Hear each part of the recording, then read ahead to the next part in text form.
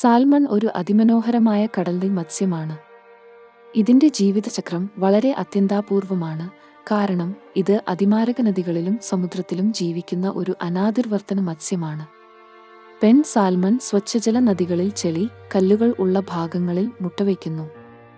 പുരുഷ സാൽമൺ ഈ മുട്ടകൾ ഫെർട്ടിലൈസ് ചെയ്യുന്നു. സാധാരണയായി തണുപ്പുള്ള വെള്ളത്തിൽ മുട്ടകൾ ഇരിക്കണം. 2-6 മാസത്തിനുള്ളിൽ ഉരുണ്ടു കുഞ്ഞുങ്ങളായി മാറും. മുട്ട പൊട്ടിയ ശേഷം ചെറിയ ചെറുമത്സ്യങ്ങൾ പിറക്കും.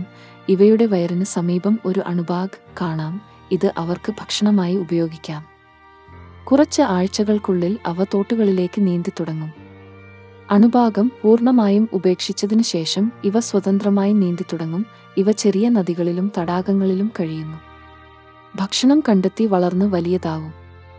ഇവയുടെ ശരീരത്തിന്റെ നിറം വെള്ളനീല നിറത്തിലേക്ക് മാറി കടലിൽ പ്രവേശിക്കാനുള്ള തയ്യാറെടുപ്പുകൾ തുടങ്ങും. ഇത് സാധാരണ 1 കുറയ്ക്കുക 5 വർഷം വരെ നീളാം. അവ കുറുകിയ കടലിലൂടെ നീന്തി മഹാസമുദ്രത്തിലേക്ക് പോകും. കടലിൽ ഇവ വൻതോതിൽ വളരും. സാൽമൺ 2 കുറയ്ക്കുക 6 അടി വരെ വലുതാവും. ഇവയുടെ പ്രധാന ആഹാരം ചെറിയ മത്സ്യങ്ങളും കടൽ ജീവികളും ആണ്. 5 വർഷം കടലിൽ കഴിഞ്ഞു അവ വീണ്ടും ജനിച്ച നദിയിലേക്ക് മടങ്ങുന്നു.